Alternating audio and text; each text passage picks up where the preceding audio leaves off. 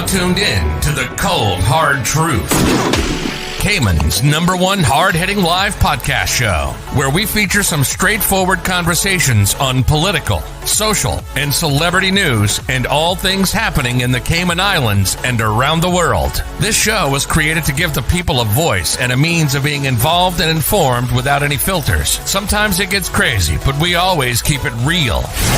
We bring you the tea, piping hot, so grab your favorite beverage and join the conversation via WhatsApp at 324-1612. Email tips at CaymanMarlRoad.com. Now, here's your host, Sandy Hill, broadcasting live from the beautiful Cayman Islands.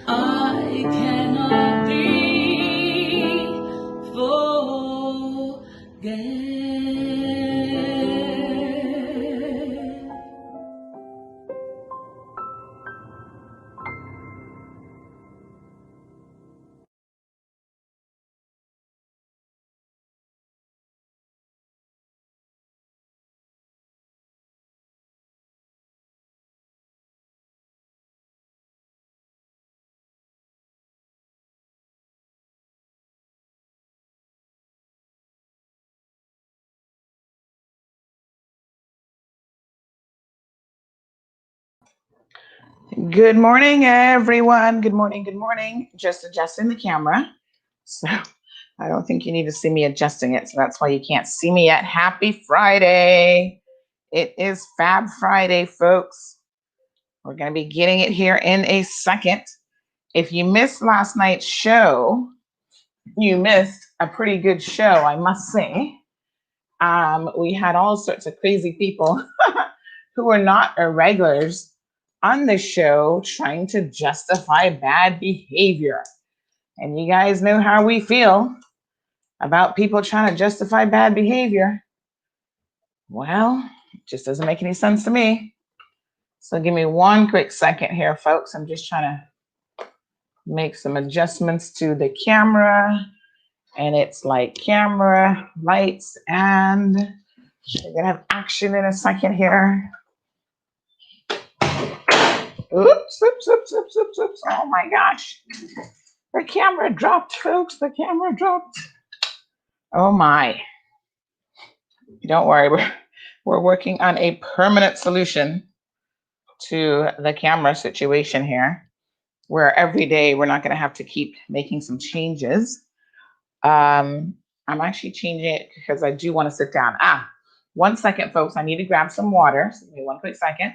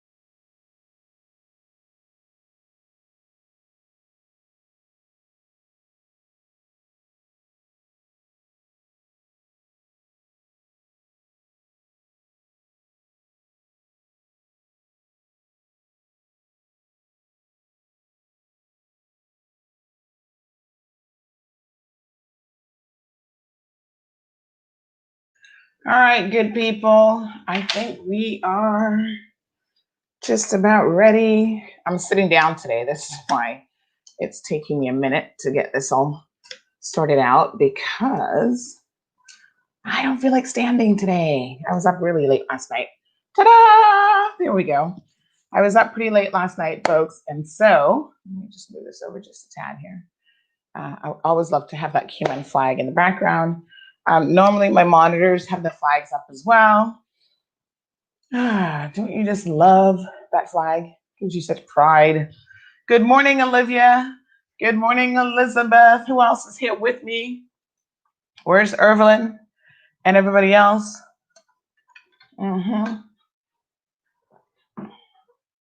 Okay. All right. Good, folks. I love to see all of you beautiful people here.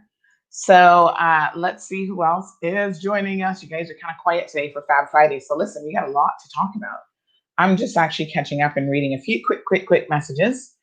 So first of all, we were watching the Jamaican elections last night, and can I tell you, wow.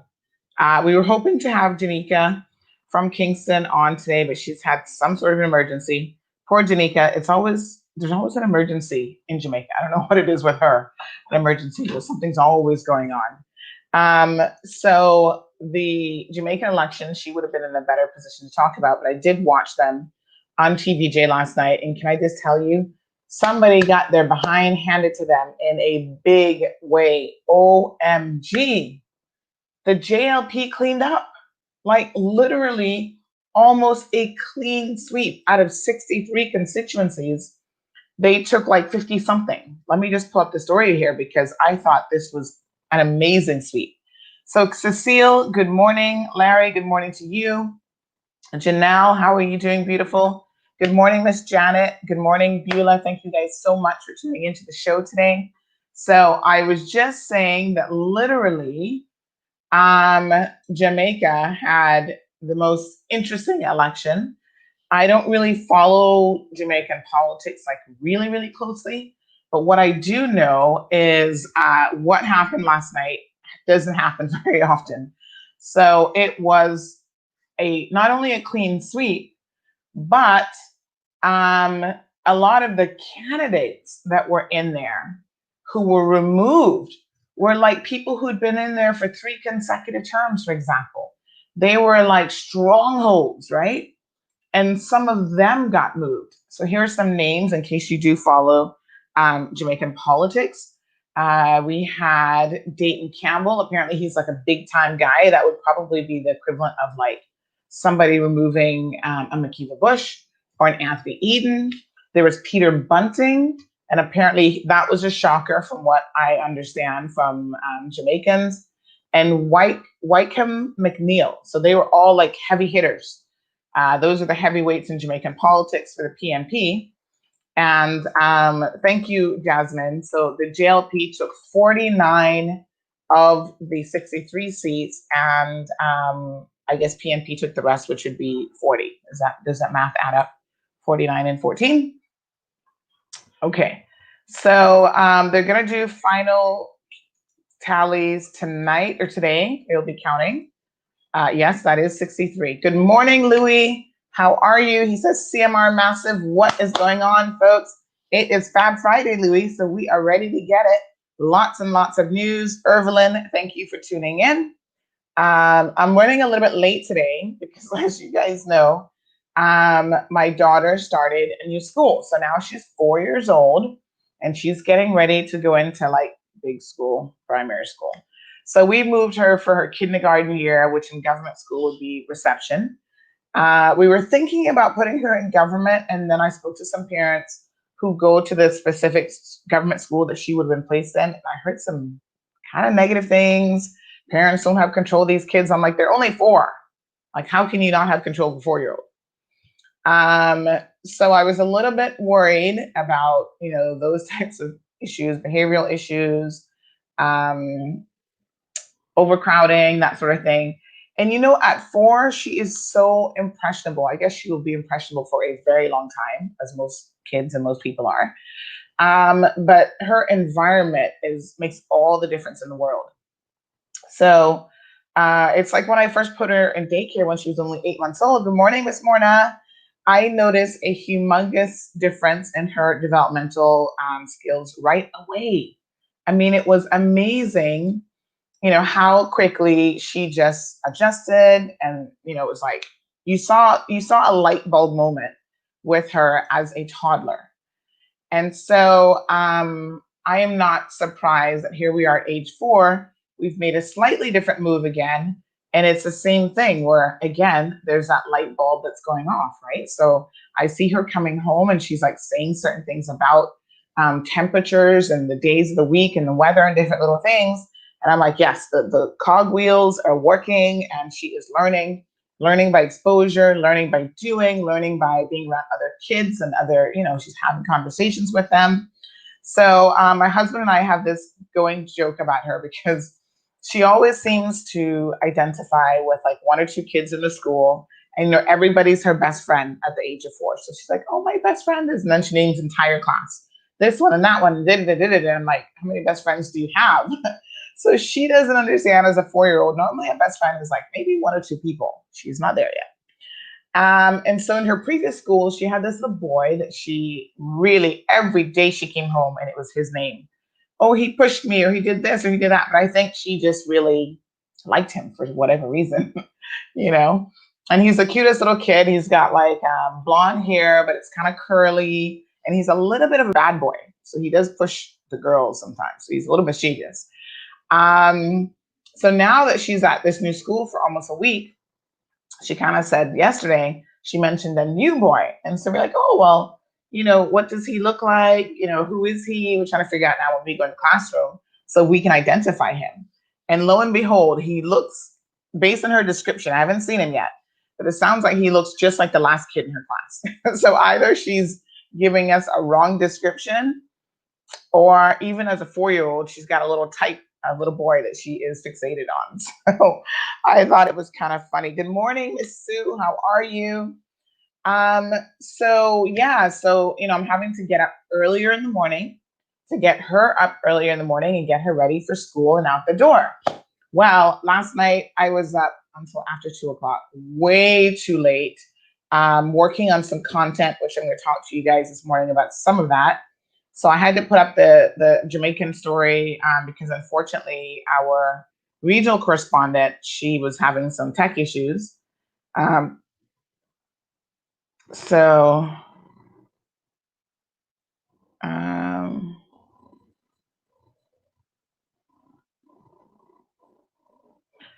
yes. Okay, let me just see here. My apologies. Yeah, so I was up too late. She went to bed at a decent hour. Thank God, actually, this week she's been kind of going to bed at a fairly decent hour for her, because normally this kid wants to stay up until 11, 12 o'clock. And I mean, you do everything to put her to sleep. And she's like, even if she's in bed, she's still talking, she's still having conversation. So now that she's in this new school, I think she's getting a bit more activity. She's getting a bit more stimulation. So she's actually tired. Like literally on Tuesday, their first day, she was sleeping right after 8 o'clock, which is like the first time ever. So we were like, yay, let's get it. So I absolutely love it. Good morning, Robert. So nice to see you. I always want to say Robert when I see his name, but I know that you have to remind me, is your dad French? Because Robert just sounds like a French name. But I do know that it's not the traditional Robert, like how it's looks and how it's spelled. We have to say it with, the accent and where it's intended to be. So good morning, Andy. How are you? All right, folks. So listen, Jamaican elections were off the chain crazy. I mean, like I said, 49-14, almost a clean sweep. Lisa Hanna, the beautiful Lisa Hanna, former Miss Jamaica, she almost lost her seat. And she's considered, I think she's in St. Anne Easternly, Northernly, something, because they got a bunch of districts that they're like all over the place, right? Jamaica does have a population of like 3 million people. So she only retained her seat by 14 votes. Folks, that is like shocking. And I think she's been in like 3 terms as well, if I'm not mistaken.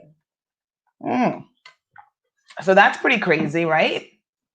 Yeah. So, I was watching some of the political commentary afterwards, and the commentators was like, "Whoa, the PNP has a lot of work to do."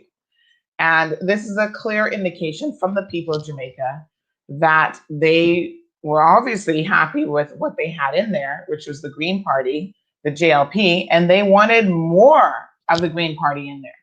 And so the other crazy thing is, yes, Jasmine, it was crazy, is the actual numbers, right? So it wasn't just, I'm trying to bring up, I was looking at some of the figures last night. It wasn't just the fact that these people lost and that was it. It was the margin by which they lost that was also like unbelievable. So give me 1 second here. I'm going to try to pull up some of the numbers to give you an idea. So say, for example, Bunting. He is, again, everybody's shocked that he lost because this is his 3rd term. He's a stronghold in that area, PNP, and he lost. Now get this. And when you compare the numbers of what happened in last election, which is 2016, versus what happened now, it really gives you an idea of how I guess things have shifted with the Jamaican voters. Now, keep in mind that they didn't have the best voter turnout in the world. So I think they were at about 37% or so. Let me just have a look because this was actually in the article I wrote last night. So they were at 37% turnout compared to 48% at the last election. So I think a lot of people just stayed home because of the COVID situation, which you can expect. I'm surprised actually that they even had 37%. A lot of people are just not willing to take a chance. Now, some of the memes have started already, and some of them are truly funny, but this is a map of basically what happened last night. And check out this meme, Callaloo with a little carrot cut up for flavor. So honestly, that is a very little amount of carrot, but this is the map of the results last night. So yes, the Green Party really took it all, right? Shocking, absolutely shocking. So I'm going to share a few more of the memes here with you guys because I got to be honest with you. The JLP, like their political party Facebook page, had some of the funniest videos and some of the funniest memes ever. They had one with this lady crying, and it was like, this is what PNP voters and the constituents are doing at the moment. But it was funny because of the way that she was crying and stuff. It was kind of funny. So numbers. Let's look at some numbers, folks. So Bunting, again, this is Peter Bunting. He was actually set to replace if the party lost. So they were kind of anticipating the party itself might lose, but not by this margin. So he was going to replace Dr. Peter Phillips, who was going to step down as party leader of the People's National Party if his party lost. So again, they kind of anticipated a loss, but they did not anticipate the whooping, like the clean sweep pretty much, that they received yesterday. So here's a man who's such a stronghold that he was going to take over the leadership of the PNP and become the opposition leader in parliament as an MP, and he was voted out. So a newcomer to the political arena by the name of Rhoda Moy Crawford, some lady, unheard of, unknown. So she's a complete newcomer to the political arena. She clutched the victory from Bunting. Listen to this. 8,097 votes to 7,112 votes. So it's not even like, oh, she won by a little 25 votes or 50 votes. Folks, that is almost the difference of 1,000 votes. And then they had an independent candidate thrown in there, Rohan Chung, who received 67 votes. So the party system in Jamaica is obviously very entrenched. The independents did nothing. This is not an independent kind of country at all. And again, this is after Bunting had been a member of parliament from Manchester Central for 3 consecutive years. Consecutive terms, my apologies. So that was shocking. Let me tell you guys how else the figures went. So Hannah, again, this is the beautiful Lisa Hannah. I like her. She's just gorgeous. I mean, she was Miss Jamaica, and she's got the, I think she actually has the personality as well that I really like. She's not just beauty. She actually, from what I understand from a lot of Jamaican constituents, she gets out there and she gets her hands dirty, and she's not afraid of doing those things. So she really does work in the community as well. But yes, she barely hung on to her seat, 14 votes. Here she is. Now let's look at her numbers. So she was going up against, this is St. Anne Southeastern. She received 5,124 votes. And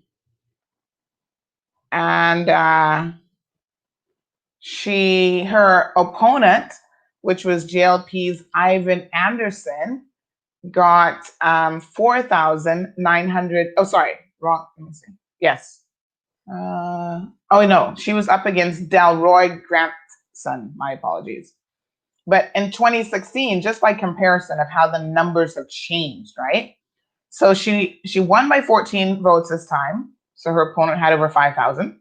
In 2016, her opponent, which was someone named Ivan Anderson, had 4,919 votes, and she had over 8,000. So in 2016, she had 8,056, but look at the margin by which she won. Yeah. So that was the biggest margin in the last election, because the term before that, so this is her 3rd term now that she has won.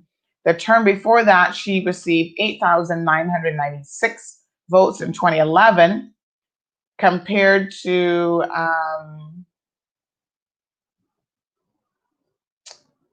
her opponent, who had 7,158 votes. Right? Last year, she pretty much won by a landslide, the last term, 4 years ago in 2016. So she had almost 50%, that's 40-odd% of the votes. And then this time, 14, folks, that's all she won by, was 14. So listen, this got me to thinking about Cayman's elections, which are coming up in May. And boy, I tell you, could we have such a massive change? Well, last time there was a significant change in the last election, I'm going to be honest with you, because remember the PPM, I was going to call it PNP. The PPM actually lost 4 ministers in the last election, which was, some of them were heavy hitters in terms of not really their longevity, because 2 of the ministers were new to the LA, but yeah, that was a shocker for the PPM, but they still held on to power because of being able to work something out with the CDP. So some people are going to hold on to that power no matter what. So here's another meme that was posted that was kind of funny. People are questioning why no update in COVID-19 cases for today. Here's an update. Andrew Michael Holness tested positive for a 2nd term. Here's another one. We have a feel, say, all PJ, Portia, and even Manley voted for the JLP. So those are PNP strongholds. Portia was the first female, I think she's the first and only female prime minister for Jamaica. And so they've thrown her into the mix. She's since come out of politics, but they're saying that they think that even her and Manley, which I think Manley, the original Manley, would have been one of the persons that actually started the party. And then here's another one. There's a photo in circulation of an elderly lady being assisted. She's obviously handicapped, and she's being assisted into the polling booth. And so the meme on this one says, a JLP should vote for and cause the landslide. So, like I said, the memes were funny, but victory to the JLP. I was a little bit surprised that it was such a landslide, to be honest, especially given the COVID situation, because I don't think the government's doing a great job with COVID. But hey, obviously the Jamaican people have spoken, and it is not my business to get involved in their politics. So all I can say is congrats to the JLP, and let's keep it moving, folks. Because here in short order, we're going to have a lot of our own politics to be concerned about. So Leslita, good morning to you, my dear. Leslita said, this is history. And, during his congratulatory, or his acceptance speech, I should say, his winning speech, the Prime Minister of Jamaica said that this was a victory for the people, or the victors in this were actually the people of Jamaica. So I watched his victory speech, and I thought it was pretty good. It was fair and balanced. And, it wasn't like some speeches that I've seen, like, oh, we kicked their butts and this and that and blah, blah, blah. He was leaving that to the voters. He was leaving that to the people on the streets to celebrate and to pull out the brooms and talk about a clean sweep and all that sort of thing. And instead, what he basically said is, listen, the election is done. It's over. Thank you for your support. The Jamaican people have overwhelmingly spoken about what they want. Now we all have to work together. The JLP, the remaining PNP members, everyone has got to put all hands on deck, was the term that he used. And we have to be prepared to really make decisions in the best interest of the Jamaican people as a whole. And of course, acknowledging that they are still in the middle, very much so, of a pandemic, that the numbers seem to be getting the better of them at the moment. So what do you guys think? I mean, last week or the week before, we were kind of playing around with some numbers here in Cayman about, how we think our elections could go, and, what could potentially happen. And this is very interesting. So there's a lot of people out there who are getting together in terms of like numbers, and they're going to be forming new parties, in my opinion. They will not just be the two existing parties. The CDP, in my mind, is more or less done for. I don't know what you guys think, but in my opinion, the former UDP, now the CDP, is a party that outside of the District of West Bay has no significant power. That's just my opinion. No candidate that runs with them will ever get in outside of West Bay. And even the ones that run in West Bay might have a challenge, but that will only, that's up for the West Bayers to decide. And I don't know how many West Bayers are in here, but it really comes down to how much power does the leader of the party, which is still Makiba Bush, how much power does he still retain? And come May of 2021, how influential will that power be? And it happens that a lot of, powerful politicians can drag people with them until they no longer have that power. And then, it's something else. So what do you guys think? So JD says NWNV 2021. What does NWNV stand for, JD? You got to spell it out for me this morning. It is Friday, and I got like very little sleep last night. So good morning to Debbie. So Irvin says the Jamaican people get tired of the old people in the PNP party not doing what they promised. I guess so. I guess they have gotten tired. Yes. So Robert says that I say it so well, his name. I do love, I've never taken French, by the way. So I knew a couple of French words. I think I probably learned more French watching Peppa Pig because anytime she does like Peppa Pig goes on holiday, she goes to France. You learn a little, oui, oui, and bonjour and that sort of thing. But, we all kind of know some of the greetings in different languages, right? My language in school that I studied was Spanish. I studied that like in high school and whatever. But yes, I actually love the French language. It just sounds so romantic. And it's like they could be cursing you out in French, and it would be like, oh, yes, it sounds so beautiful. I love it. There's some languages this is kind of like a funny thing, but oh, JD, yes, no weed, no vote. I got you. Once you mentioned Elvis, I know exactly what you're talking about. So poor Elvis, he was arrested again this week, and he seems to think that part of his arrest was because of the interview that he did with me. Like they were kind of targeting him. He mentioned Juliana's name and some politicians. And you know what, folks? I was having a conversation with someone last night. We need to get out of this mindset that as Caymanians, we can't have a voice in this country. We can't speak out. Business people are told, no, don't get involved in anything. Don't speak out. You just stay focused on your little piece of the pie.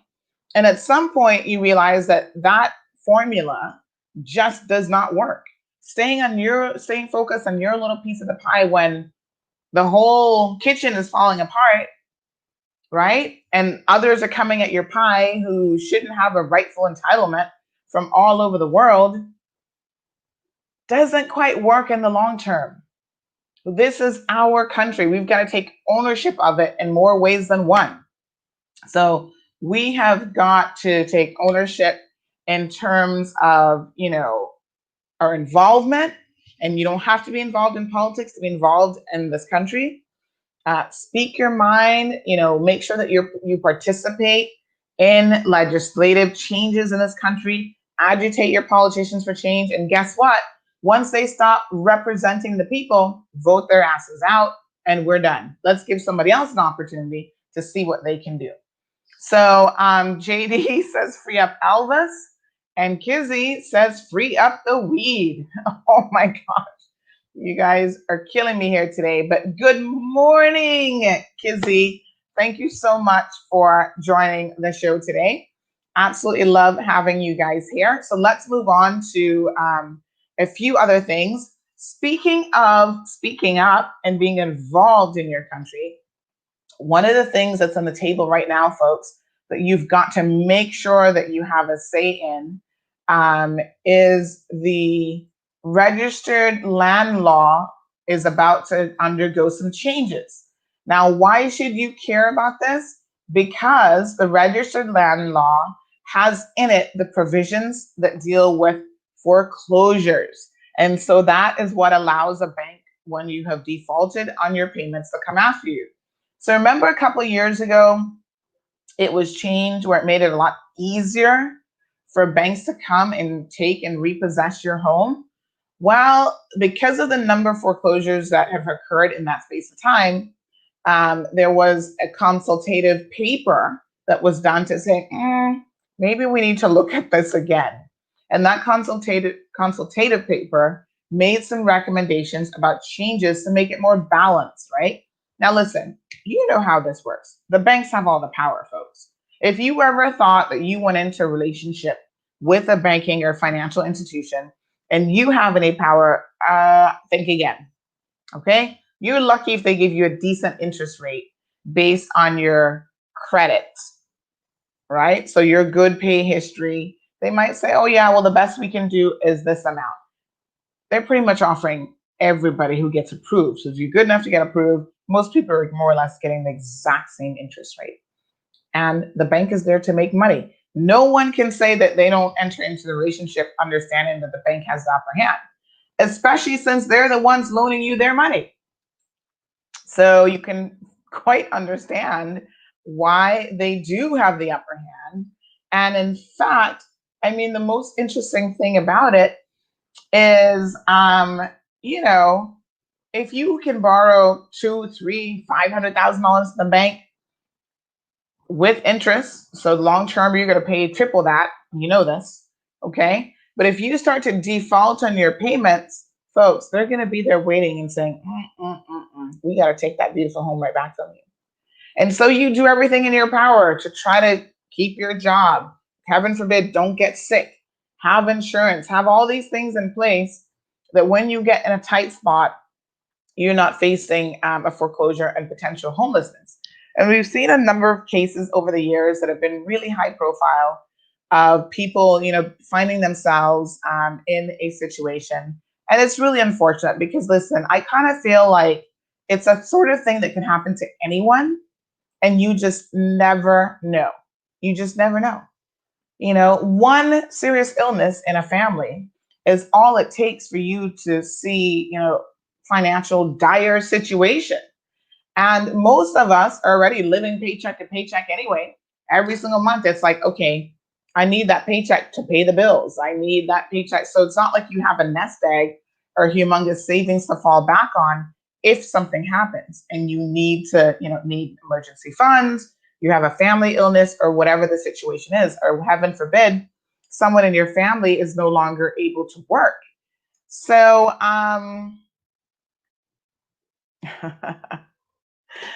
woo, the messages that are coming in today. So, yes, I think that this is one of those bills that you want to be involved in terms of consultation. So I'm going to put the link here. So you know how consultation bills work, right? They claim that they want to hear from the people. So if you don't get involved, you can't then complain that, oh, well, they didn't do what the people wanted. There's only one way to know what the people wanted, and that's for you to give your opinion, get involved, look at the proposed changes, and make recommendations on what you think should happen. So listen, I just see an email coming in. Let me just have a quick look at this because I think this is going to be so interesting. You see certain emails coming, and you're like, Outlook just does a little pre-alert, and I saw the heading of it, and I said, oh. So yesterday evening, we had a show talking about the realtor who went into somebody's home. And in case you missed it, I'm going to show you the video again, because she went into someone's home and she took a photo, not a photo. We didn't know that cameras were around then.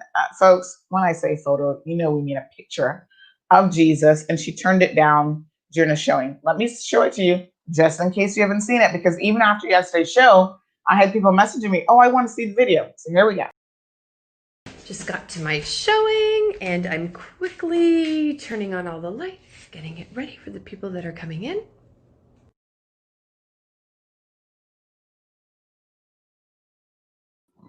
So yes, there was not photography back in those days. And we know, in fact, that that's not what Jesus looked like. It's impossible for him to be so fair-skinned with blonde hair. But nonetheless, that is a fairly popular depiction of what people believe Jesus looked like. And so she went into someone's home and had the audacity to do that to their Jesus photo. And not only did she have the audacity to do it, but she recorded it and put it on her own Instagram professional page called Cayman Homes. Now, her boyfriend, husband, partner, I don't know what his exact definition is. Oh my God. He started commenting that, listen, I don't know these people from the man in the moon, right? So I don't know anything about her. I don't know Nikki Thomas, and I don't know anything about her partner. So someone said to me, someone messaged me on WhatsApp yesterday and said, Sandy, you do know that this guy who is commenting, his name is Michael Tracy. They're like, you do know that okay, give me 1 second here. They're like, you do know that that is her partner, right? Because he was commenting and having the most to say on Facebook. And I'm like, no, I didn't know, because I don't know who he is. And I don't know who she is. And this is a thing I keep telling people. When we, do shows and we talk about things that we think are wrong in the community, and I'm going to pull up what this person has just sent me. 99% of the time, I have no clue who these people are. And so it's not personal. In fact, in my mind, it would not have mattered if she was a Caymanian even. Because you guys know, I go equally hard at our people when we do shit, just as I do anybody else. So this isn't me being an expat hater. This isn't me being a hater of, listen, if this was a Jamaican realtor, you guys know what the conversation would have been. Oh, Sandy doesn't like Jamaicans, because people always have to personalize it. They can't look objectively at a situation and say, forget who she is. It's the actions that were wrong, right? So if she was a Jamaican, then Jamaicans would have jumped in the bandwagon. Oh, Sandy doesn't like Jamaicans. If it was a Caymanian, well, she always pulled down her own. Okay. It was a Filipino. Oh, Sandy didn't like Filipino. I'm like, okay. None of that is true. I don't judge people based on nationality. Although I must say that I do think some people, and I'm going to say this as a generalization, do come here with a certain kind of attitude, and the attitude is unique to where they're coming from. So, yeah, I do think that certain North Americans have this attitude that they own the world and the world, has to bow to them. And they still have this very colonialism mentality, especially when they come to the Caribbean. And, they want to tell us what to do. And they want to treat us like we don't have a clue and we're second class citizens. And when the truth of the matter is, most of our people are very intelligent and we are business people, we're educators, we follow the gamut. Some of us are artists, we're musicians, we have a lot of talent here, a lot of homegrown talent. And so when people try to look down on that just because you're Caribbean people, it's like they came here expecting to find us in a grass skirt, living in trees and in the bushes. I got to tell you guys, I've got to tell you a joke about this, right? As you guys know, I lived in America for 15 years. I grew up in the States. So I appreciate a lot of things about the US and a lot of things I know about. And sometimes I don't even want to have conversations like about American politics and stuff because I'm not an American citizen. And so I feel like leave that to them. I've reneged and given up my residency because I really want nothing to do with America anymore other than Amazon and shopping. But there's this pervasive attitude. Many, many years ago, I was married to an American. He was actually a really nice guy, super nice guy, David. And that's where the last name Catron. Some of you kind of still know me as Catron. That's where that last name came from.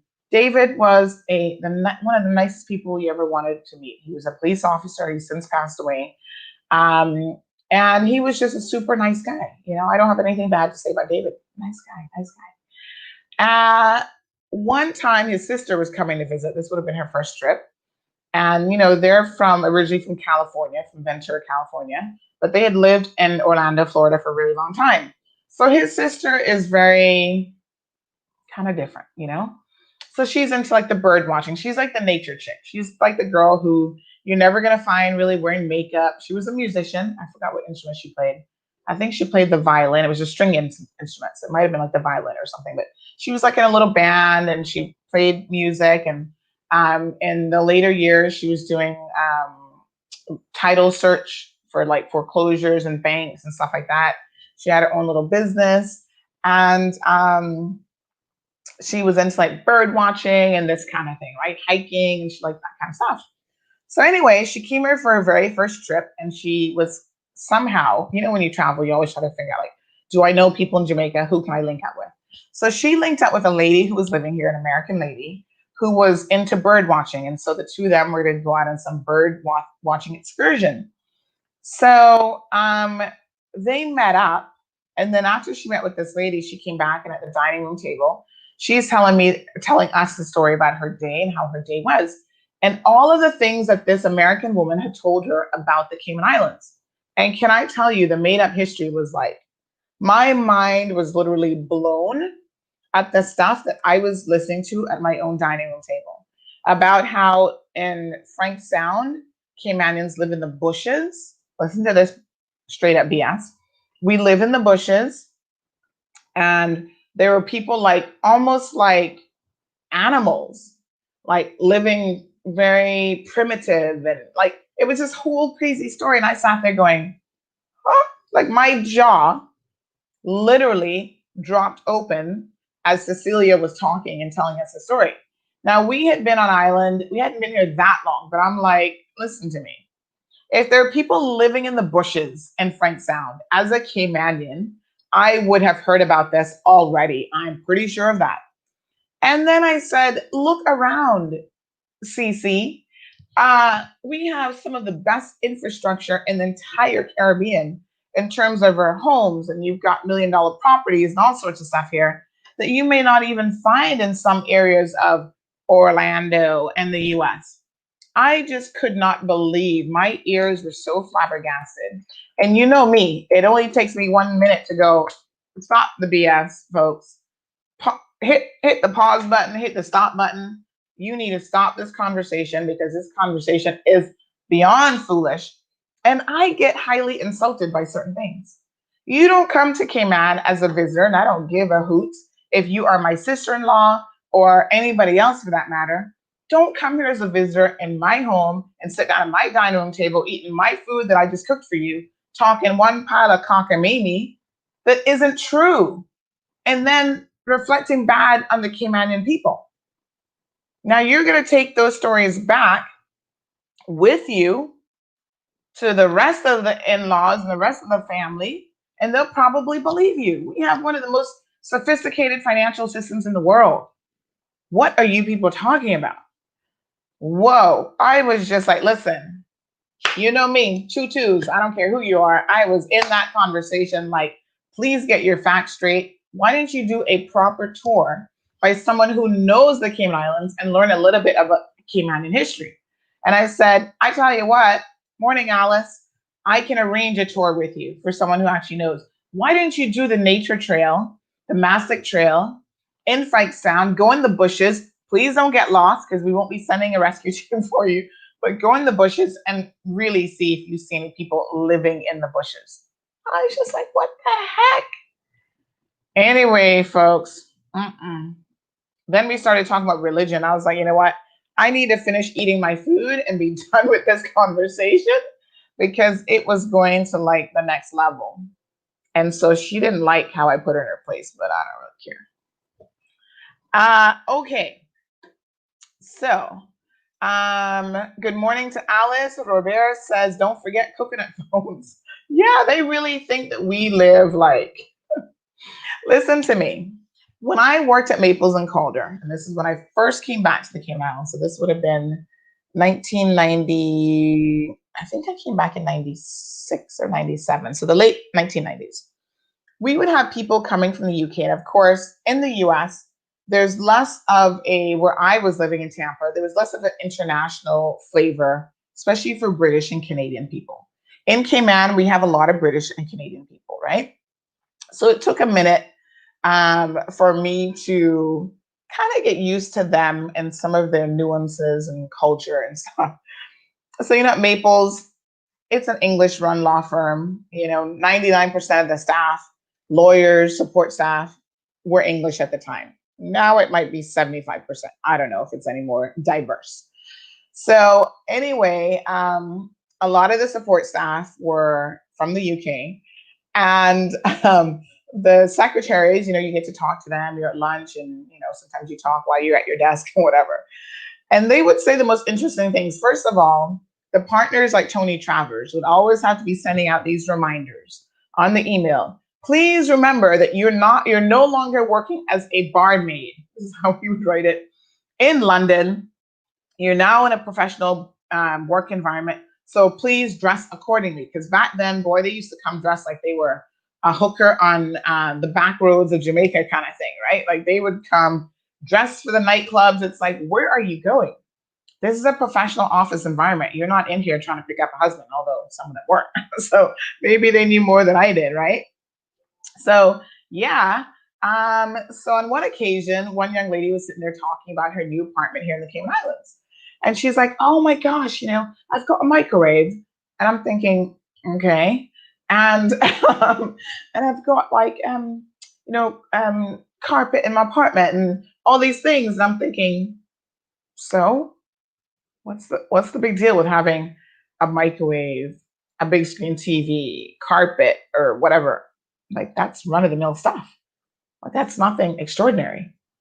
But apparently, wherever she was coming from the big city, you know, life in the UK wasn't really all that rosy and it wasn't that great. So having a microwave in her apartment and having proper flooring appeared to have been a real winner for her. And I thought to myself, what the hell? In 6 months' time, mind you, the attitude flips. You know, we're the finest, we're the best, and these people here in the Cayman Islands, they're like savages. Yes, they're living in the bushes, and it's just like, no, my friend, we have a standard of living here that's fairly decent for the vast majority of people, and you're trying to put yourself on a pedestal, and only the Caymanians with little to no sense are going to buy into this foolishness. Me personally, I'm not one of them. Okay. I know of attorneys who came here who never had a car in their lives in the UK, because in London you can take the public transport system. And then all of a sudden, the first 6 months, I was thinking of one particular attorney. It used to be really funny because I would see him walking. He was a slim fella anyway, but he kept very, very slim because he did a lot of walking. And why? Because he never had a car, so he didn't know how to drive. So you would see him walking from Maples all the way up to the graveyard by, what's that, Delworth Esso and beyond. So he would walk a good distance back and forth every single day. And when he finally decided to get a car, well, you've got to go completely posh because now you're here and you're making the most fabulous salary.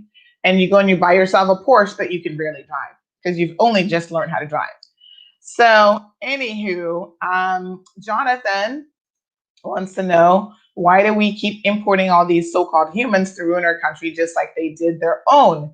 It's $1 million question, Jonathan, that we need to answer. And I, for one, always say listen, because I don't want people, listen, if you know me, you know I'm not anti anything. So I'm not, when I say that, I mean, in terms of nationality. So I'm not anti-expat. I'm not anti-Jamaican. I'm not anti-Filipino. I think that people can live in perfect harmony. The Cayman Islands does have a relatively diverse community with over 130 something nationalities. And for the most part, we make it work. But there are concerns. And I think Jonathan has hit the nail on the head when he talks about how we import persons into our country. We elevate them. And there have been some very classic cases of how we've done this, from Dr. Saeed at UCCI to Dr. Pavlov at UCCI. One is a thief and con artist who stole hundreds of thousands of dollars, upwards of $1 million from the Cayman Islands government, lied about a degree that he never had, lied about credentials he never had. Why? Because he looked the part. And as Caymanians, we are easily fooled. Some of us are easily fooled. We don't bother to check his credentials. Had that been a Caymanian, we need not just a copy of the doctorate that you claim that you have. We're going to call and verify with the school. We need your DNA sample and your firstborn. That's the credentials that we would need if he was a Caymanian for him to be able to get the job. But because of who he was, oh, you're from a foreign, as Jamaicans would say. You being from a foreign automatically makes you better in the eyes of Caymanians. It's self-hate is what it is, right? So this propensity that we have to always put people on that pedestal, especially when they don't deserve it, has been, to answer your question, Jonathan, our number one issue. So we're the reason why people can come here and treat us like second-class citizens, because we don't stop them at the entry point at the gates and say, welcome to the Cayman Islands. It is the most beautiful country in the world. Caymanians we have a lot of national pride. We love our country. We love our turtle meat. So don't come here talking about our turtle meat. We love our flag. We have a lot of pride, yada, yada. But you need to take a cultural appropriation course so that you understand a few things about the people and what's acceptable and what isn't acceptable. If you're coming in, be willing to fully integrate into our multicultural community. And that just doesn't mean that you're going to integrate with, just Canadians or just people from Saskatchewan or just Filipinos or just Jamaicans. You got to integrate with everybody because we've got everybody here. And most importantly, don't come down here, depending where you're coming from, but don't come to the Cayman Islands and look down on Caymanians and, perpetuate these negatives about our people. Oh, Caymanians are lazy. Caymanians are this. Guess what? Every nationality in the world have lazy people. They have violent people. They have ignorant people, but they also have hardworking people. They have intelligent people. They have great caregivers, so they want to come and hyper focus on the negative, on our issues, which, as somebody else said earlier, they clearly haven't fixed in their own countries. When you come in as a visitor, we welcome you with open arms, but there are conditions. And respect has to be the number one, right? The number one condition. So yeah, we import child molesters. We got our own homegrown ones, so we don't need to import any more of those. And at the end of the day, we put these people on a pedestal. Dr. Pavlov, he had so much child porn on his computers that when they did a forensic analysis of it, they literally lost count of the number of images that this man had of children. And Caymanians were sitting down inviting him to parties with children about how he likes them and he's so wonderful and he's so this and he's so that. Wolf in sheep's clothing, folks, and a very dangerous one at that. It's straight up child molester.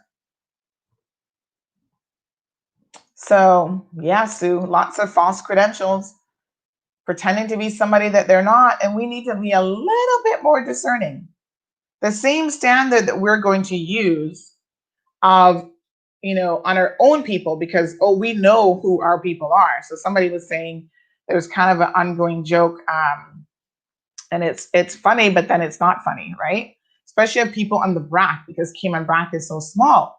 So when you apply to get a job, people automatically judge you based on your family. So, as Caymanians, we'd be like, who your mama is, who you for.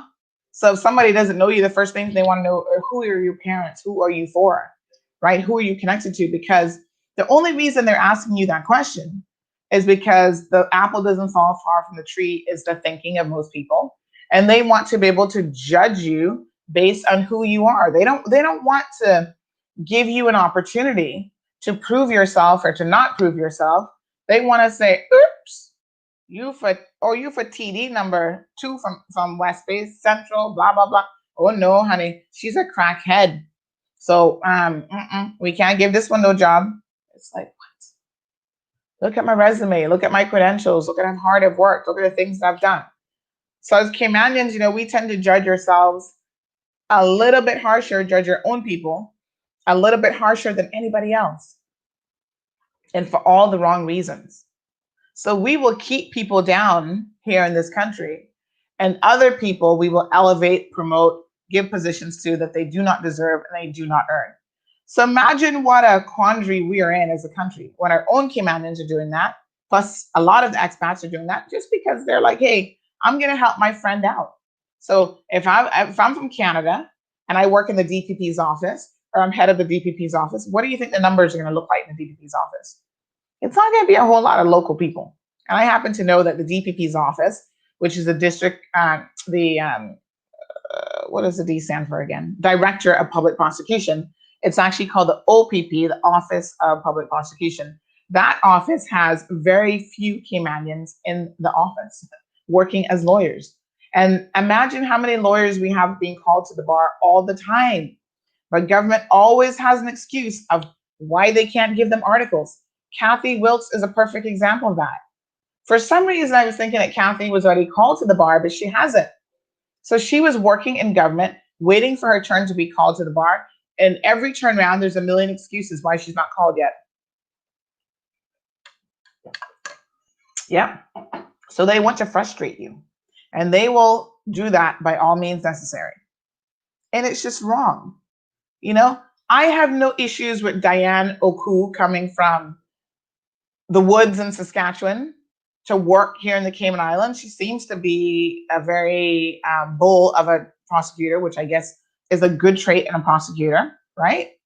I have no issues with her coming here, but don't bring her here when you've got other Caymanians who are qualified and can do the job, right? You bring her here after you've exhausted your local talent pool or your search for anyone. And, people come here lying on their resume, lying about their experiences, lying about credentials. It's just absolutely ridiculous. So going back to the realtor, here's what somebody sent me yesterday. So they said, you realize that Michael Tracy is defending Nikki Thomas because they are in a relationship married, right? And I said, nope, I never realized that because I don't know those people. The person goes on to say he is a twat. Okay. So they said he is a twat, some sort of developer who was screaming for Cayman to reopen because all of the poor people not making any money because construction was shutting down, et cetera, et cetera. What he meant was he didn't want to pay his workers any of his money because they weren't working on his project. And then they called him another name, which we will leave off of the show this morning. That's more appropriate sometimes for an evening after hours show. Then this morning, somebody else sent an email that made me chuckle. This is why I was just chuckling and I wanted to get back to this. That it's entitled, Your Friend Michael Tracy. May not know the man, but check this out. Look at that twat. Look at him. Come on. Seriously? As much as we've been talking about don't do this to the starfish, not only does he take them out of the water, but he puts them up to his chest to take a nice, funny picture. And so this is the partner of Nikki, who is defending her and saying the most ridiculous things on her social media page yesterday. So when you throw boulders or rocks, make sure you don't live in a glass house, folks. Make sure you're not picking up and destroying a natural environment. This is the same natural environment that they're trying to make money off of when you sell real estate here. Oh, wow, the Cayman Islands is so beautiful. They've got so much to offer. And right, they're actually destroying that ecosystem. Beyond ironic, and I dare say that again, the irony of it is Cayman is so small. When people like Michael, that's his name, right? Michael and others sit down and they make commentary, there are people who are sitting there going, tisk, tisk, tisk. You need to shut up. You need to, as the Americans say, have several seats.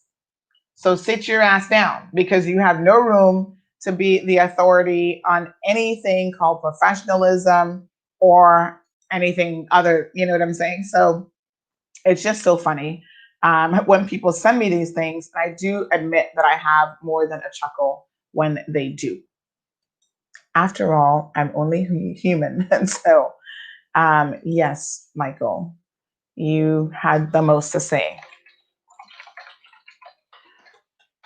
Okay, so Michael, you should perhaps be jackass of the day next for putting that up. But he was trying to insult, I'm trying to remember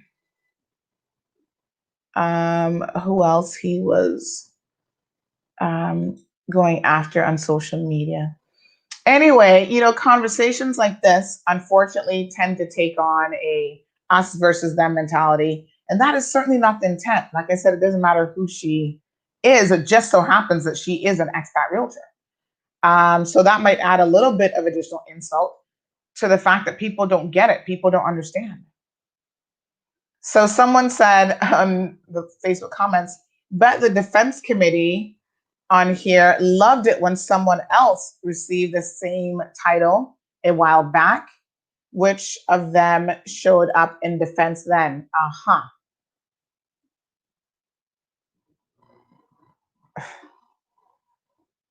Just unbelievable. Okay, folks, let's keep it moving.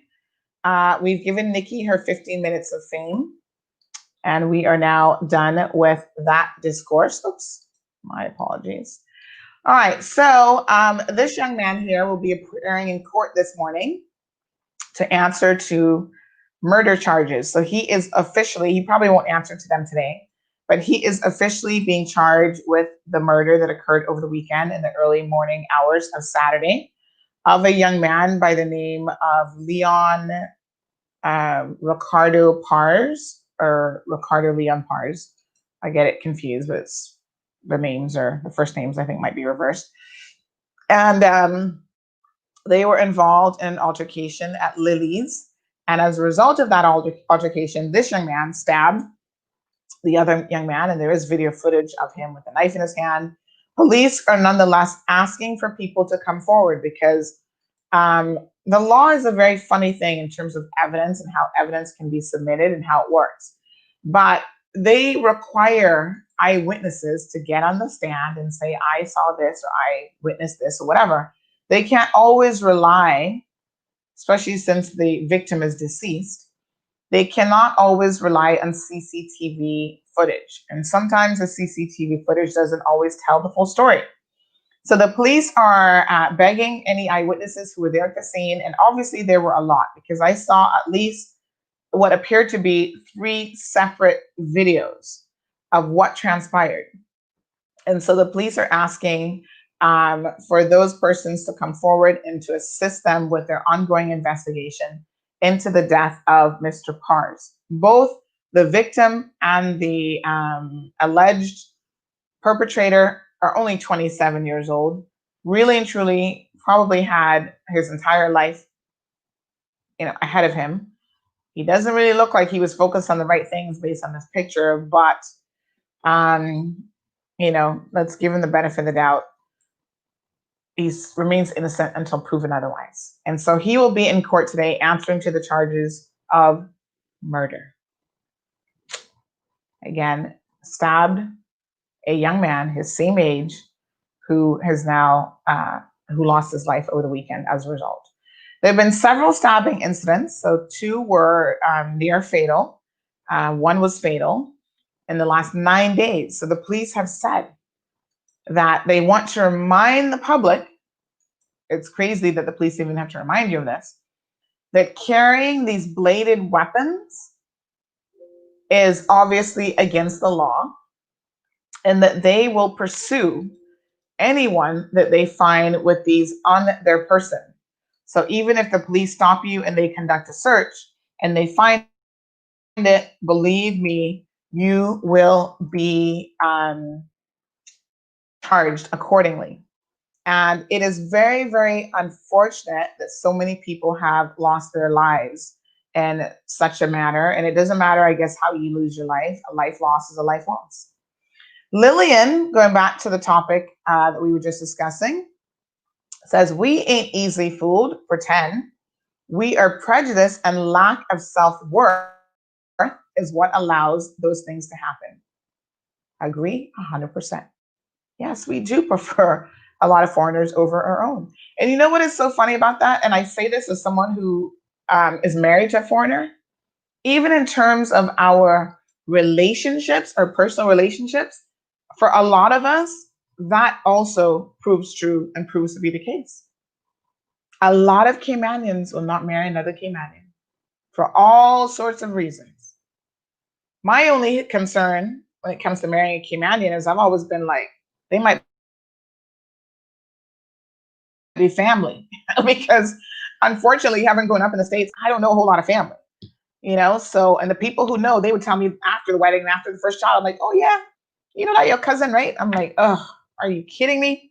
So I used to say that to my dad as a kid, kind of half joking, but totally serious at the same time. Because there's a lady who walks around who looks just like me from Jamaica. And I asked my dad, hey, you got something that you need to tell me? Because everybody sees this woman and they think I'm her, or she's me, and vice versa. So I always thought the gene pool was a little bit, especially if you don't really know people, a little bit tight for that. But I do know that people will pick all the wrong reasons to marry others. They're looking for a certain look, or they want straight hair, or they want this, or they want that. They need to have a Spanish woman because she'll do backflips in bed for them. Or they want Asian women because Asian women are submissive. And there's a lot of Caymanian men that still like the submissive behavior. There's all sorts of reasons why we can't love ourselves and love our own people. And it goes from the personal realm, personal relationships, interpersonal relationships, straight through to the workplace. So I could not agree with you more, Lillian.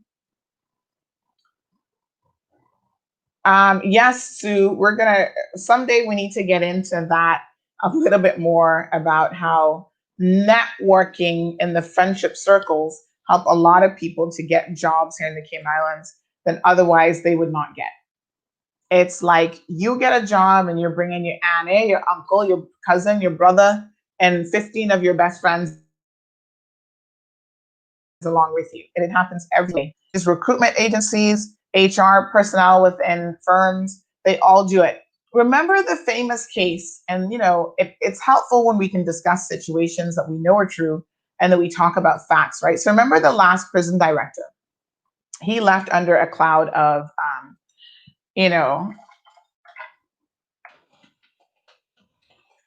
different things happening, including a lawsuit that was won by some of his own staff. And the irony of it is a lot of the people who were a part of the lawsuit, because more than one person, were actually his own English officers that had come way before him and by now had acquired, some of them, Cayman status and so on. So they had applied for a position, a management position within the prison, and he didn't give it to them. He gave it to another lady, which had been hired under him. And so these officers sued. And lo and behold, the details that then came out as a result of the lawsuit and the whole 9 yards and all of these complaints is that he had hired a friend of his who at one point had worked as his nanny in the UK. Can you imagine? A personal friend of his. And so when she came here, to apply for the job, there were stories. He told her what to say, how to apply, what to do, gave her preferential treatment during the interview potentially. And so she got a job that she was not qualified for, that then put her in a position to turn around and get a promotion that she was equally not qualified for. And the courts actually found for that, the advancement, that she should not have gotten it. And there were way better people there at the prison who were more qualified than her that should have been given that management role. So they found in the favor of the other prison officers. But the interesting thing about it is he directed one of her own, Raquel Solomon, HR manager at the prison back then, he directed her, and there was an email chain to prove it, that he directed her to hire this woman and to send her a contract of employment. And I think there was even something in there like, give her a little bit extra with the salary and housing allowance and blah, blah, blah. And then what she do when she comes here to the Cayman Islands? Here's the best part. She gets embroiled in an alleged sex scandal with a prisoner.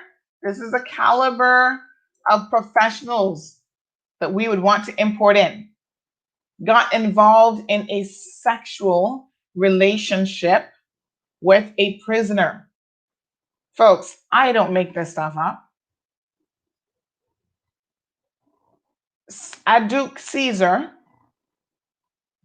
a highly qualified training manager at the prison, she got suspended again a few months ago, and I think she's still on leave because they don't know what to do with her.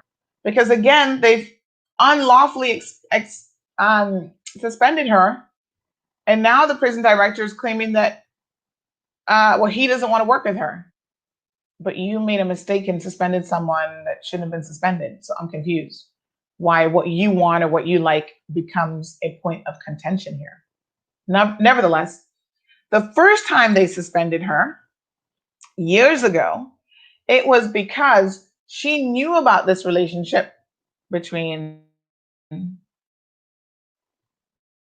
this woman who was brought in by the prison director at the time. And she had attempted to report it, attempted to get the prison director to do something about it. But because that is his friend from back home, he does nothing.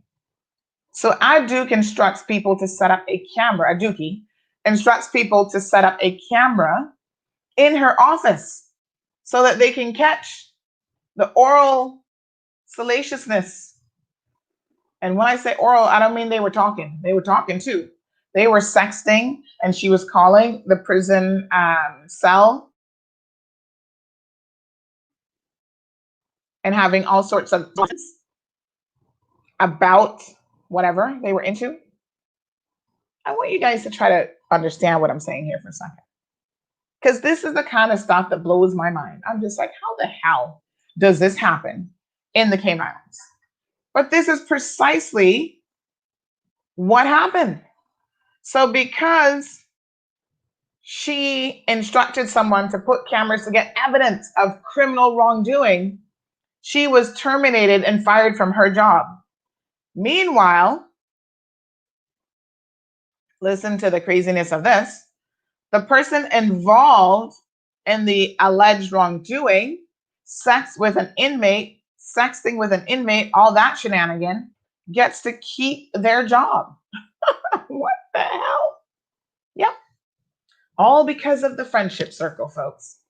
So not only do you get a job because of you being friends from back home, but you get to keep your job when if that was anybody else, your ass would have been fired a long time ago. Amazing, isn't it? And so they wrongfully fired her. She sued them, of course, because she's no fool.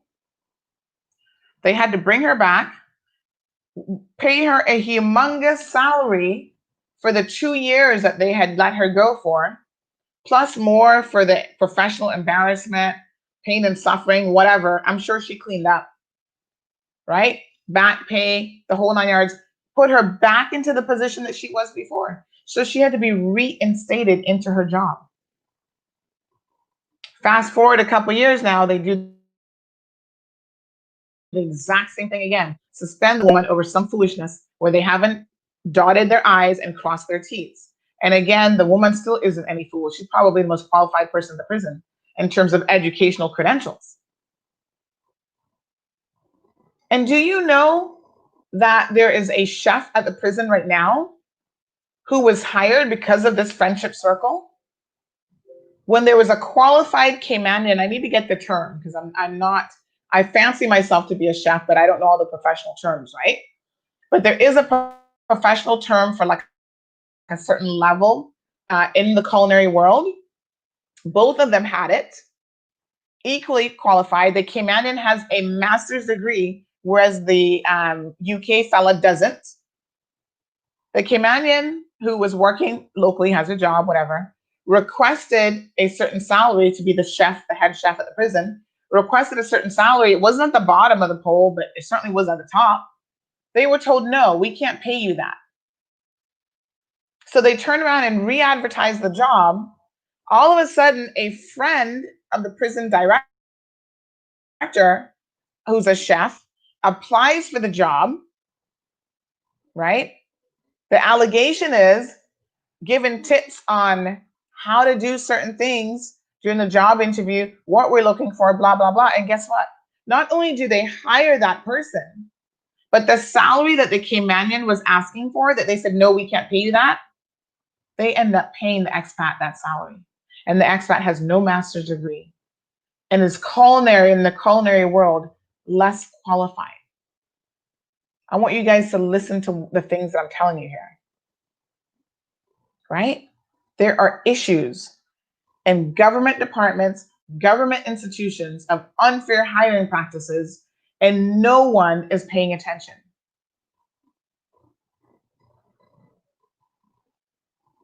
They have us all hoodwinked, from the premier to chief officers, and some say even to the deputy governor.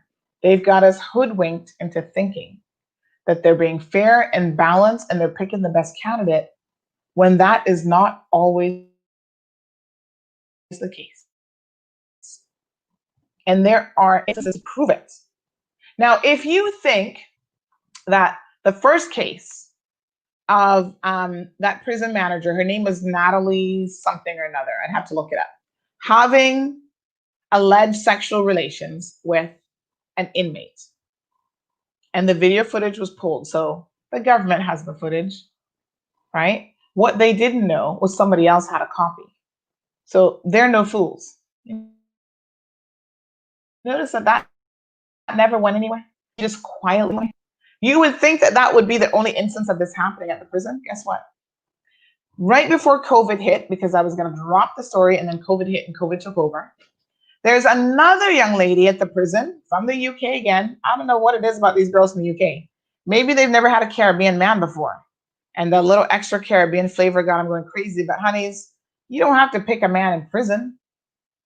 You don't have to pick a man who has committed multiple murders and has been sentenced to life sentences in prison. There's a lot of Caribbean men out here that are free and willing to give you the goods. But she's working as a psychologist, psychiatrist, something in that role. And again, having inappropriate relationships with an inmate. Not just an inmate, but one of Cayman's worst criminals. Bringing him into her office for a session. But you know, the session begins with a big SEX and not SES ... Yeah. And so when that came out, because you know, inmates talk your business. Listen, we're on the streets of Cayman. This is Cayman Mall Road. And people talk your business on the Mall Road. Guess what they do when you're in prison? They're talking your business too. So they know when you're getting a phone call from the psychiatrist, psychologist, whatever the heck she is, and the two of you having sex conversations. And, you know, some of these guys, I guess they're not going to get a woman otherwise up in prison, obviously. So they're going to sit down and brag about it. Yeah, I'm having sex with her. So they're roommates, cellmates, whatever you want to call them. They know what's going on. They know that when you go for your therapy session, it's more like he's giving her therapy than the other way around. Yeah, this is recent times, folks. And once again, when it was brought to the attention of the new prison director, she is allowed to quietly resign from her post and nothing happens. Imagine, had that been a Caymanian, you'd probably be locked up in jail, professionally disbarred, made a scandal of, you would have been all over Mall Road, because you know they would have sent us the story, and the whole 9 yards. But if you're from the UK, you get a pass. Robert says, very true what you're saying. Let's get rid of the saying crabs in the bucket pertaining to Caymanians, and let's work together in Caymanian pride for the love of country, flag, and beautiful Caymanian people. Yes, my brother. Marcia says, good morning to you, Sandra. Many blessings. Thank you so much. Morna, yes, he was mishandling the starfish. Miss Sue is probably unbelievable. Yes, some of these stories will blow your socks off. Trust me. I know you guys don't hear these stories, Lillian. And that's why Cayman Mall Road is here. And that's why they don't want Cayman Mall Road here. So listen to one of the things that government is working on now.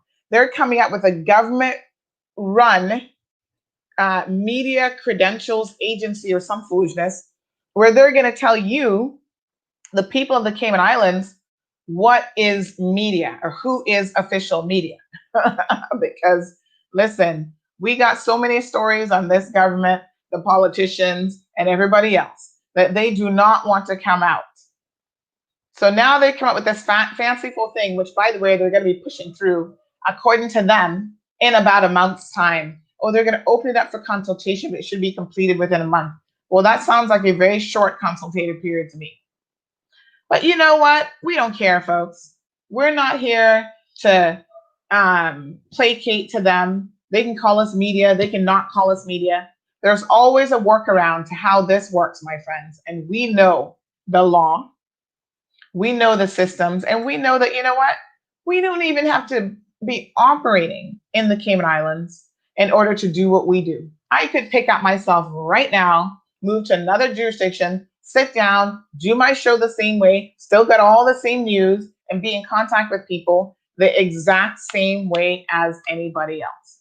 Let's take a quick commercial break, and I'm going to tell you why here in a second when we come back. Let's hear from our friends over at Miracle Brokers. Miracle Brokers International is a shipping, moving, and logistics company.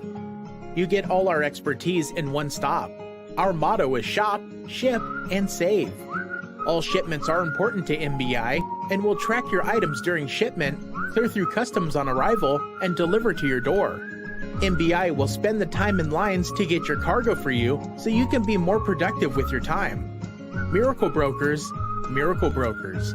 the solution broker. 345 925 5989 or miraclebrokers.com. Okay.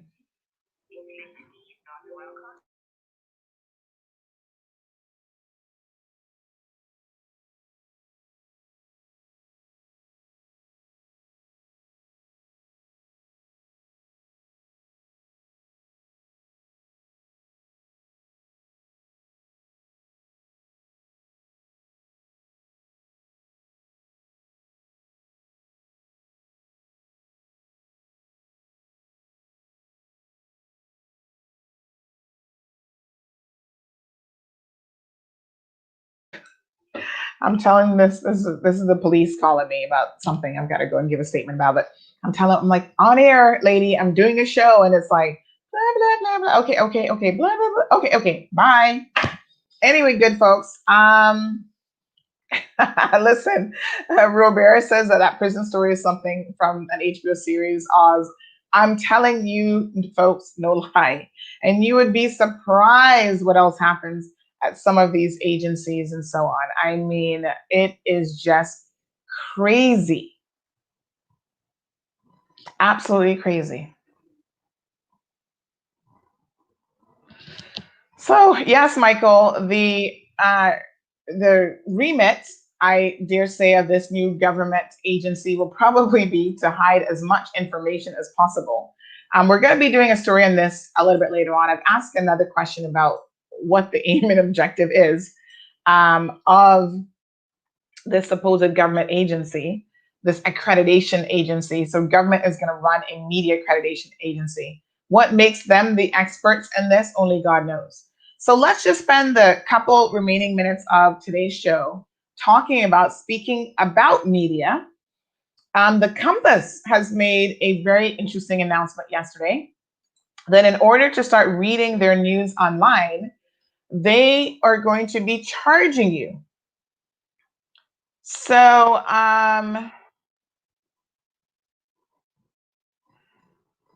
this is quite interesting because I'm familiar with the pay to read news and how the concept works.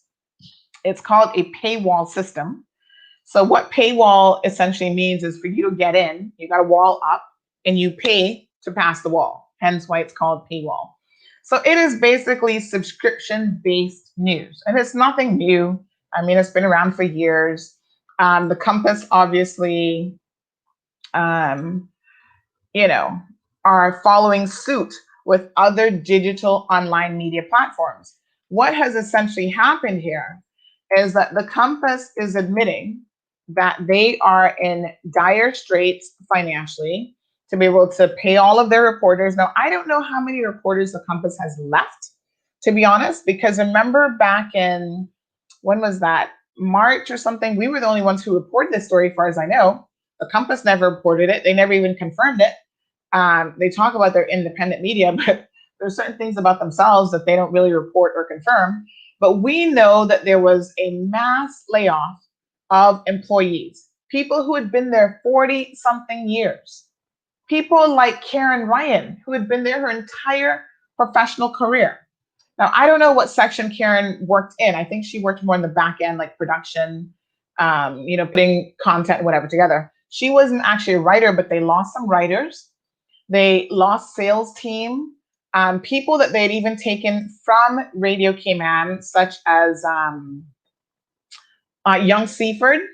He's now doing freelance work because my understanding is, they kind of let go a lot of people. And as is normally the case, the most of the people that they let go were actually the Caymanian staff and the long-serving Caymanian staff. And the persons on work permits were kept on. Well, don't get me started on that. However, during the COVID situation, a lot of you guys got to see some of those persons hard at work. And I'm not saying that they don't work hard, because believe me, I know that they work hard. And they're under a lot of pressure right now because of the fact that the Compass is a little bit of a dying, they're a dying breed. And in case you missed it, no one should be shocked at this.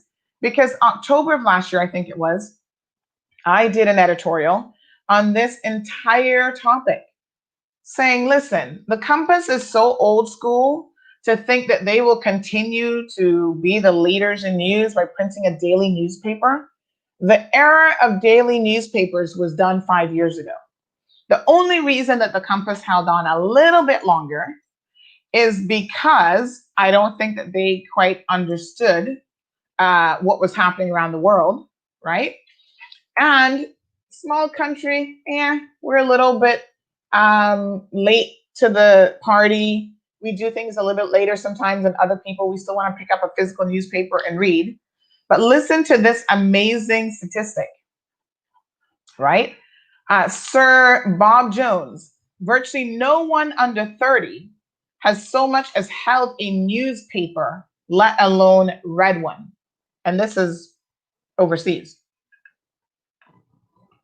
So imagine if in the UK and in the US, this is what they're saying.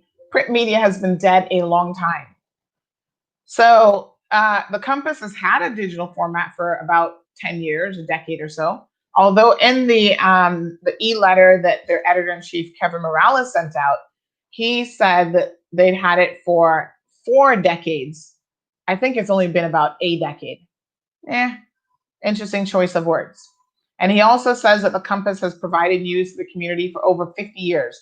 I don't quite think it's that long, but I think there's been a transition from like other newspapers to eventually become what the Compass is.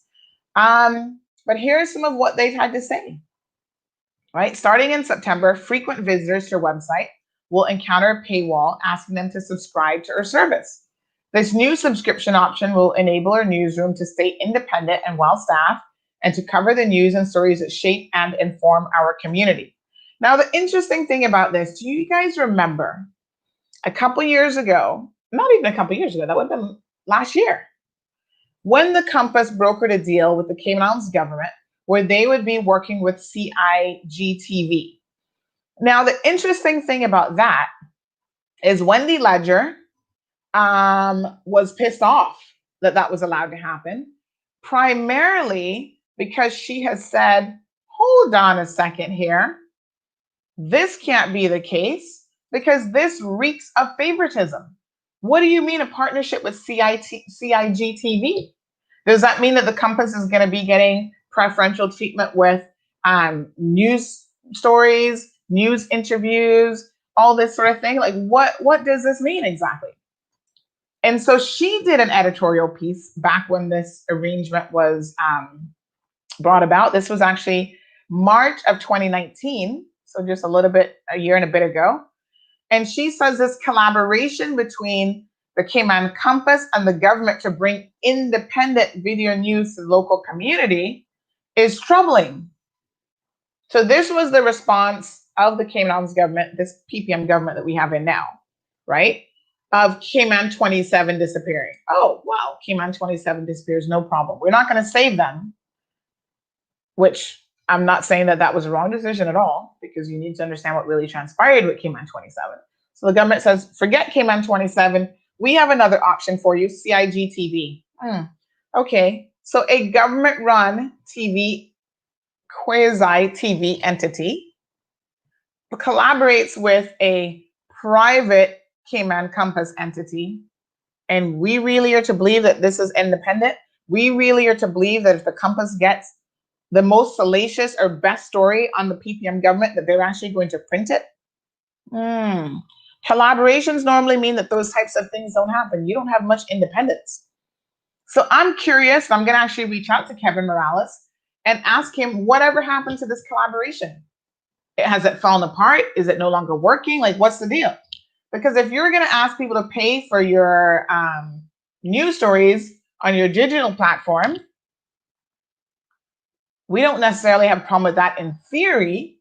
However, are you really independent news? So newspaper, the story said on CNS, newspaper to supply government TV with content.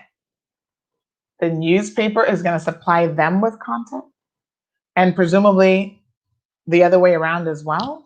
It just seems a little bit weird. And it does not speak to independence at all. Now, listen, David Legge, he must have lucked out and sold the Compass for a pretty penny. Don't know how much he sold it for. A local attorney, Mr. Bergstrom, purchased the Compass. He's obviously not in the print business. He is not in the publication business. Well, now he is as an owner, right? As a business person, I'm going to put my money in the fact that Mr. Bergstrom probably bought it. Not so much that he necessarily has a real interest in news. Maybe he does. I mean, I don't know. But probably for the real estate, because in my mind, where the Compass is located is some prime real estate. And that's worth a pretty penny. And that would be worth investing in a newspaper just to get my hands on that real estate. But in the meantime, he's obviously got professionals in there and he's hired people to try to run this show for him. And unfortunately, they're now realizing that print media is done. Not only because of COVID, it was done before COVID. But COVID was like the final little nails in the coffin. Done. So they went from printing 5 days a week during the COVID pandemic, printing 1 day a week. And I don't think anybody's even buying that. Before then, you saw the changes coming, folks. The writing was on the wall. So before that, they had changed the format to like a tabloid magazine. When I say tabloid, I don't mean content-wise, but like the layout is like a tabloid magazine kind of read. So it's a shorter newspaper and a little bit fatter, but shorter, right? So less content really. Despite it having less paper space and less content, you're now paying more for the print newspaper. So remember when the price increased? And even before that, let's be honest, nobody was buying the Compass. I have a photo here. Let me see if I can pull this up. Of Compass newspapers, and this was early last year or maybe even before, stacked up after having sat at Foster's into the next day. So I think this was a Friday paper, and this picture was taken. And look at how many papers were left in. Nobody was buying the newspaper, folks. Nobody was buying the paper. And this was before the format changed, because you notice this was still a long paper. So nobody was buying it. It is just, we live in 2020, folks, and it is the 21st century. And the Compass got the memo late.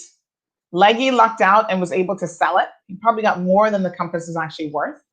And now, they've let staff go. They've had a mass layoff. They're realizing that numbers are continuing to dwindle. Readership continues to dwindle. Advertisers are getting more creative and finding ways to use other platforms to get their message out there.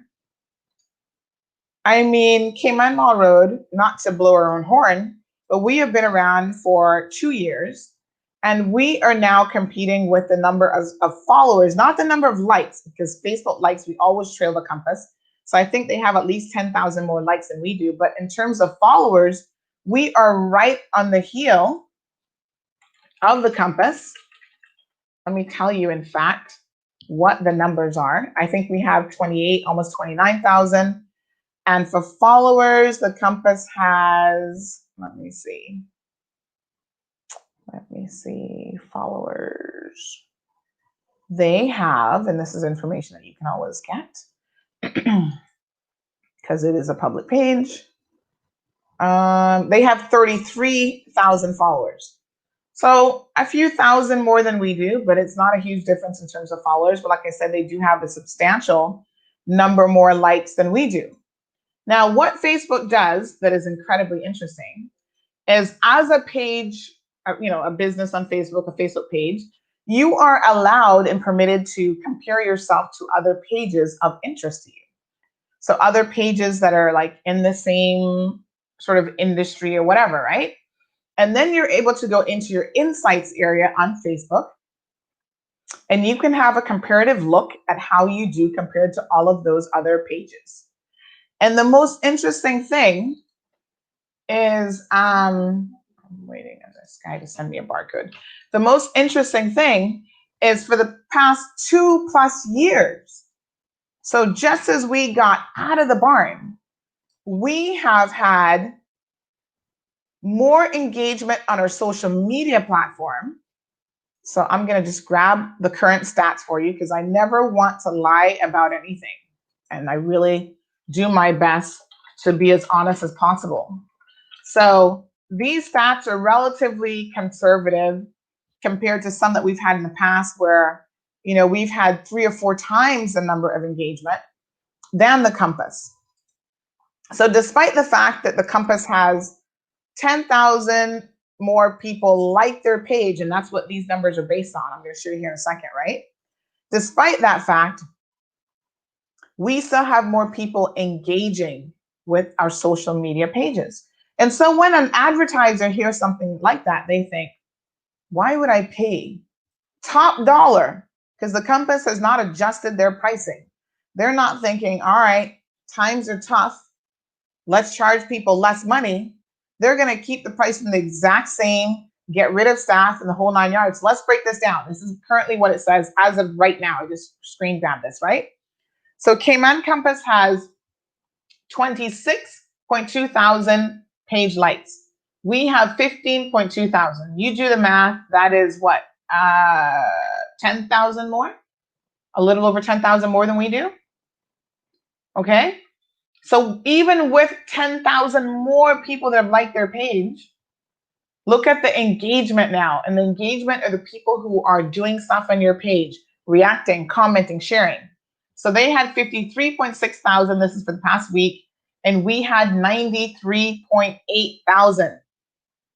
So that's the difference of what? 40,000 more people for the week engaging with our page. And if you're an advertiser and you're looking at this, you think to yourself, oh, how can you have 10,000 more likes, but still poor little CMR, who's only been around for a minute, somehow manages to have way more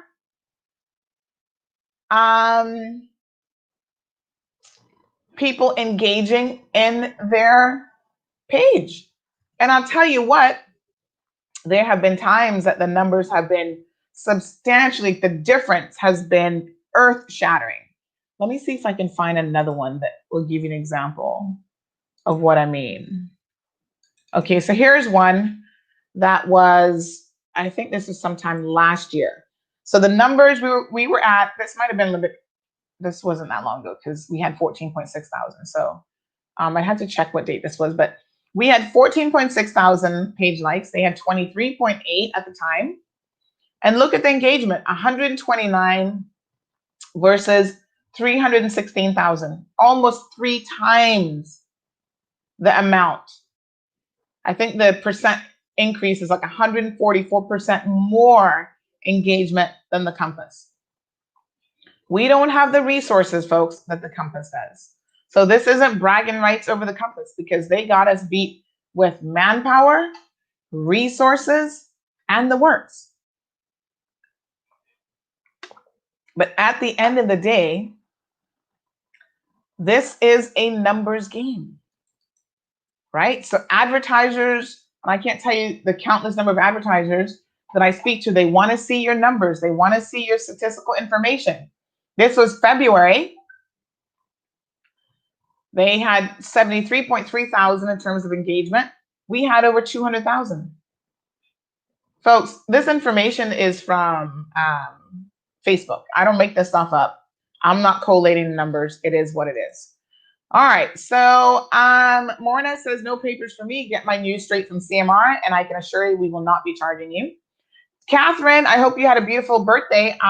We wish you a happy birthday the other day, but I kind of feel like you probably was not watching at the time because we didn't hear from you. So happy birthday. I hope that you enjoyed it. Rosanna wants to know about the next press briefing. Your guess would be as good as mine, my dear Rosanna. I guess it's not today. It'll probably be maybe in another couple weeks. And Sue, thank you so much for the love and support. Sue says, who needs a paper when we have CMR? Well, today is the day that I'm going to declare, and this is when I need my little gavel that's up there. I am going to declare that we have seen the death of printed media in the Cayman Islands. With this announcement from the Compass that, I mean, I think they're done for in terms of printed media.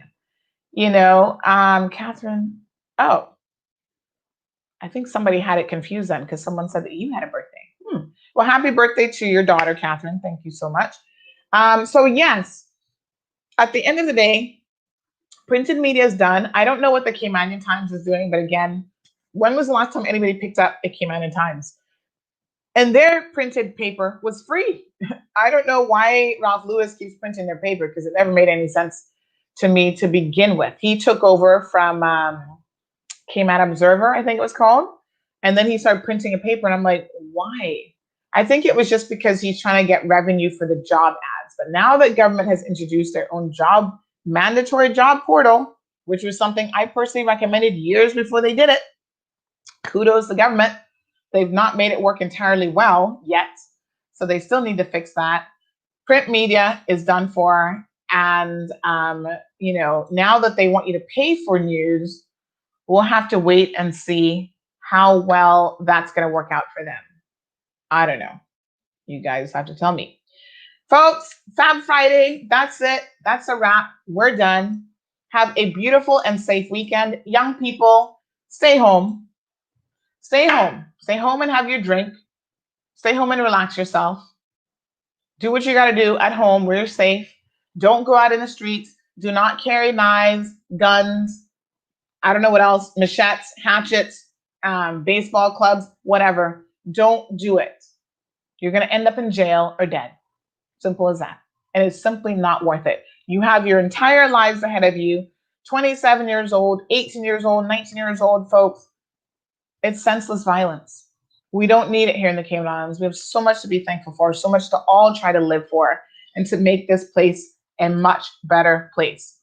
Big shout out to everyone who tuned in this morning. Thank you, Irvlyn.